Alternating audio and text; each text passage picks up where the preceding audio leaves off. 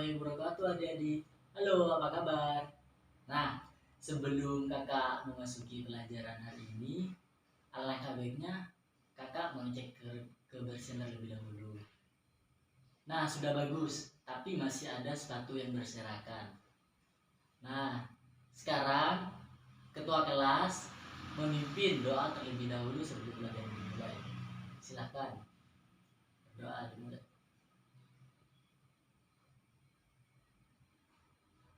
Doa selesai. Nah, selanjutnya ketua kelas juga memimpin menyanyikan lagu Indonesia Raya. Silakan dimulai.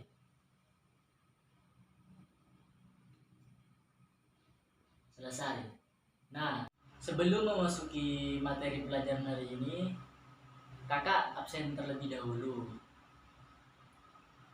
Ya, sudah masuk semua ya. Nah, setelah absen, silakan masing-masing adik-adik membuka buku bacaan atau novel atau cerpen yang sudah ditentukan dari kelasnya. Silakan terlebih dahulu baca 15 menit.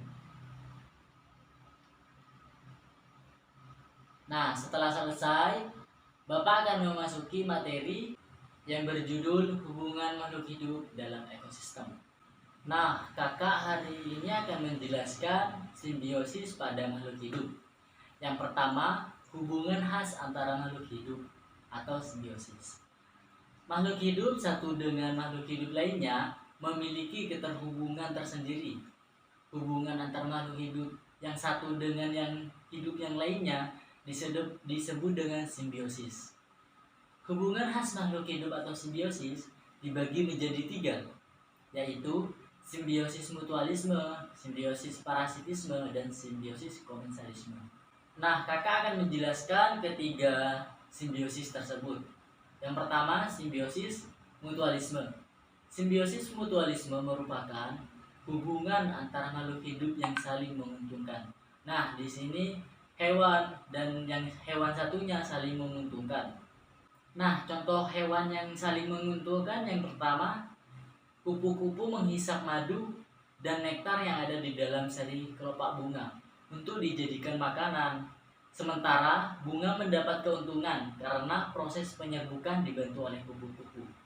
Nah, untuk contoh yang kedua, yaitu burung jalak dan kerbau. Burung jalak yang hinggap di punggung untuk memakan kutu.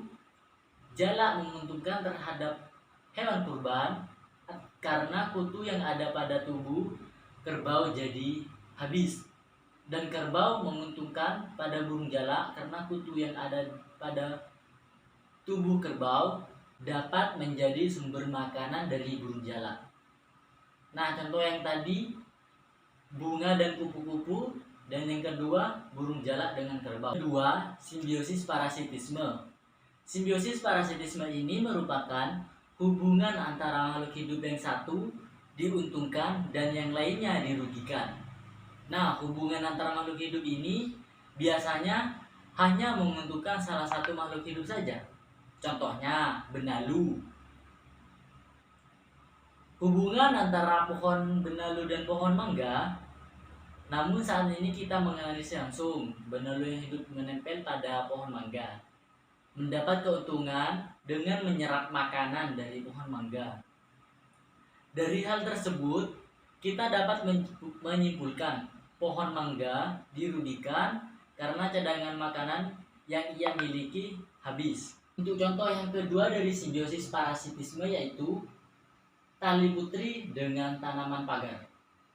Ketika tali putri menempel di tanaman pagar akan mati karena makanannya dirampas oleh tali putri.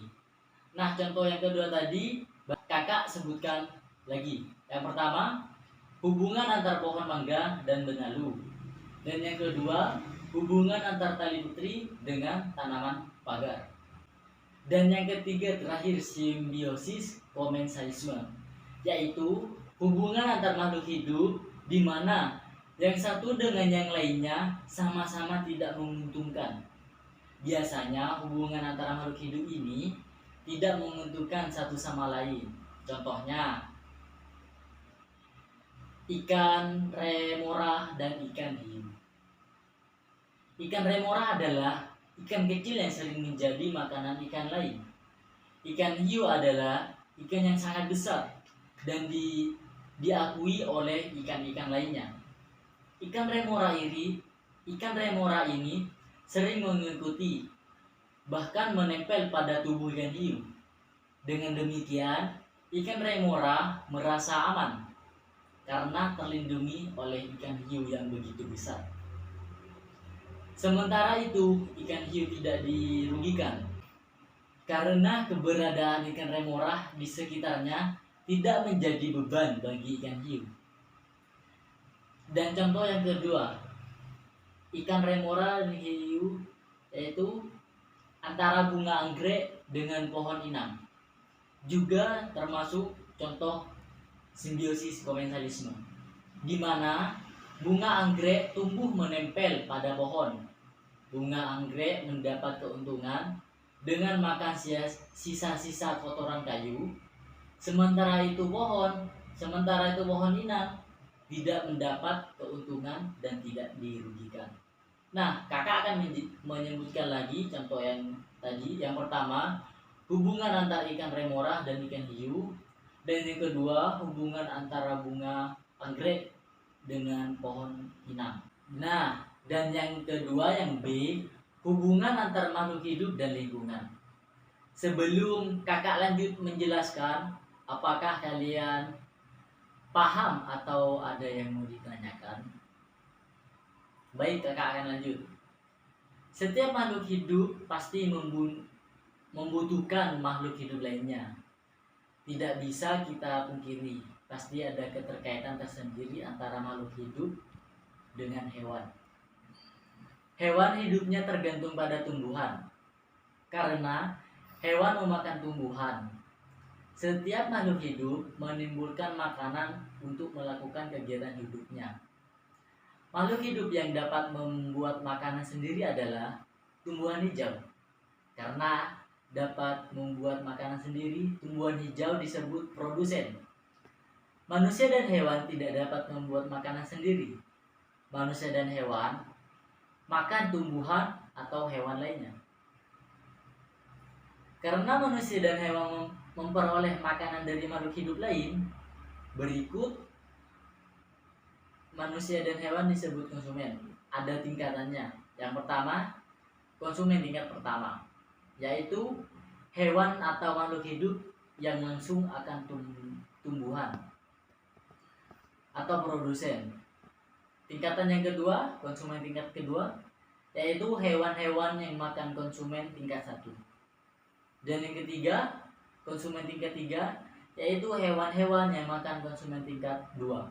Nah, setelah kakak menjelaskan materi barusan, silahkan adik-adik mencari contoh yang nyata mengenai simbiosis. Ketiga-tiganya, simbiosis, mutualisme, parasitisme, dan komensalisme. Nah, mungkin ada lagi pertanyaan sebelum kakak tutup. Baik, kakak akan tutup pelajaran hari ini. Terlebih dahulu sebelum kakak tutup, silakan pimpin doa ketua kelas. Doa dimulai. Doa selesai. Mungkin itu saja dari kakak. Kurang lebihnya mohon maaf. Wassalamualaikum warahmatullahi wabarakatuh.